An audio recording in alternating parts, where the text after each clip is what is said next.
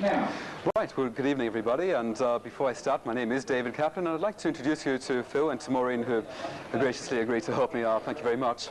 I thought I'd start off by doing one of Michael Ammar's tricks, but then I thought, why should I? He never does any of mine. So I thought I'd show you something instead with this. And you've probably seen one of these before. Recognize that by any chance? You can tell me what it is, maybe? Purse top. A purse top. Well, you're on the right track, almost right. What it really is, it's a magic purse. And it's just the bag is made out of invisible velvet, so it's a little bit hard to see. But Maureen, do you want to touch that? Can you feel that? Yes. Yes? And that's the first bit of magic, because it was velvet and now it's felt. It gets better. Well, it couldn't get worse, let's face it. The thing is that I just use my magic purse to carry around these little orange balls. But then you see, when you're a magician, it's a sort of convenient way of doing this kind of thing. Now, Maureen, could I borrow your hands for a moment, please? I'll give them back to you as soon as I'm finished. I'm going to put one of my balls in each of your hands just like that, just flat if you would. And now I'm going to take them back. And Maureen, you're probably wondering why I gave them to you in the first place if all I'm going to do is take them away again. But then it's my trick. I can do anything I want around here.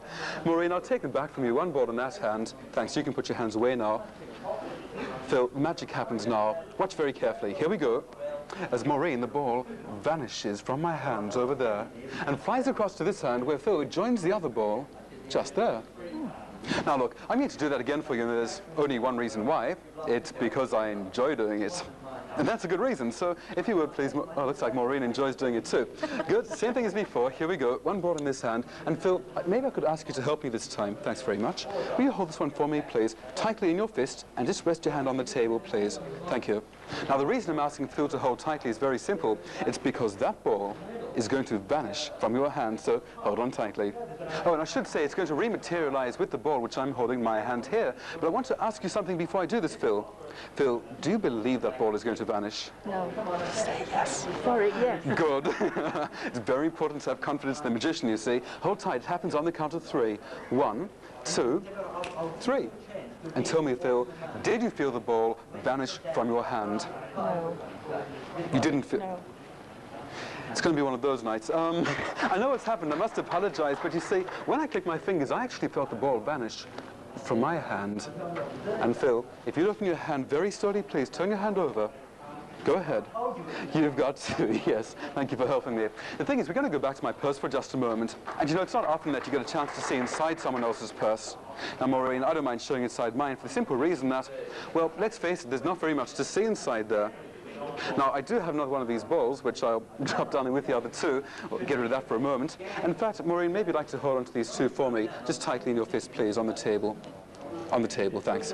I'm going to take the third and last ball in my hand like that, take the ball purse back from my pocket again, and tap the ball in my hand like this. Oh, and again like this. And you know, Phil, two things happen when I do that. All these bruises come up on my knuckles, and, well, secondly, and a bit more magically, the ball does vanish. And Maureen, if you'd open your hand very slowly, please. Go ahead. You have 3. Yes. Thanks very much. Thank you. Just wait for a moment, please. We've just been messing about so far, but we're going to get on to the serious part of the act. This is the serious part. Phil, do you know what this is? Do you know what that is? It's just a big one of them. Oh. No, only kidding. Phil, do you play cards at all? No. Snap? You've once played Snap? That'll do. Whew, I thought we were going to be in a tricky situation there. You see, Phil, this is just a pack of cards. Oh, you probably don't see, but take my word for it, it is a pack of cards. Phil, could I ask you to take the pack for me, please? And would you give the pack a good shuffle? Because what... Phil, you'll find it easy you'll find it so much easier if you take the cards out of the box before you... I should have mentioned. Open the box, take the cards out, put the box down. We need a bit later. Give the pack a good shuffle. That's great. And do you want to cut the cards? Fine. Put the pack back. Tremendous. I'm not going to touch the cards again now because you've done a great job of mixing them. Thank you very much. Oh, and Maureen, you probably thought you were going to get out of this. Not so. Because in just a moment, Phil, I'm going to ask you in your best magician style to fan those cards out, offer them to Maureen. And Maureen, you get to take a card, any one that you fancy. But the main thing is, don't let me see what it is. Go ahead, if you would, Phil. Spread them out. Offer them, Maureen, anyone you fancy, take it out. Don't let me see what it is. Don't let me see it. Take the cards away. Just put them down for the moment. Now, Maureen, it's not the joker, is it?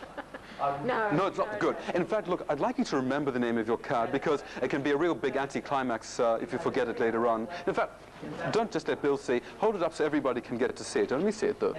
Everybody except me. Right, turn it away. Turn it away. Fine. Phil, could I ask you to take the pack now in a nice neat pile and turn all cards over so they're all upside down? Fine. Do you want to take one last look at your card to remember it? Don't let me see it. Don't let me see it. Okay, Maureen, if you would, slide your card face down, somewhere into the middle of the face-up pack, please. That's great. And Phil, if you please put the pack back in the box, close the box, and throw it to me. Just throw it to me. That's fine. I just want to, thank you. I just want to recap what's happened, which is firstly, of course, well, Phil, you shuffled the pack, and I think you'd agree I couldn't have influenced her how she was going to shuffle the cards. And in particular, there's no way I could possibly know the order they'd be in when you finished shuffling. And then, well, Maureen, you took a card. Again, I couldn't have influenced you. You could have taken any one of them.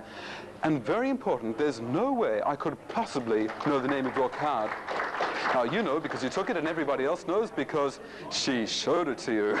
I didn't see it, so for the first time, Maureen, would you tell me what was the name of your card? You haven't forgotten, have you? What was the name of your card? Probably they're aware of the all time. Please? 5 of hearts? The 5 of hearts. Oh, good, fine. No, I just want to recap one other thing which you probably remember, that, Maureen, when you could put the card back into the pack, you put it back so it was the only face-down card in the whole face-up pack. Remember that? Did I? Well, let's take a look through and see if we can find the face-down card, and it should be in here somewhere. There it is. And I do think, actually, that's the only face-down card in the entire face-up pack. Not only that, Maureen, but it is, in fact, your card, the 5 of hearts. Thank you. Thank you very much. I thought I'd just quickly show you some magic, some card magic, this time magic which magicians might enjoy. And Phil, you did such a great job of cutting the cards last time. Maybe I could ask you to cut the pack again for me, please. Just about halfway. Thank you very much. You know, if I was to ask you, Maureen, again to take a card, and you did, and I was to look through the cards face up like this and came up with a card, that wouldn't be a very good trick, would it? Because I could see the cards. But if I took the cards and turned them face down and cut the pack a few times, would you say that was a good trick? Yes. Well, look, don't be so definite. Say maybe. Keep your options open. Maybe? Maybe. Maybe, that's fine. Because that's what I'm going to do. I'm going to cut the pack roundabout over there. On that side's the 9 of clubs. On this side, the 5 of clubs. Now watch very carefully, because I'm going to rub this packet on my sleeve just like that. And there we have an ace. I'll do that again with the other pack. Just rub it on my sleeve like that. And that too becomes an ace. Now, people often ask me, you know, David, how do you do that? And, well, the real question they should be asking me is, why do you do that? I don't know, but I do know that if I take these aces and I rub them on the mat, they're still there, but they get a little bit darker, if you know what I mean.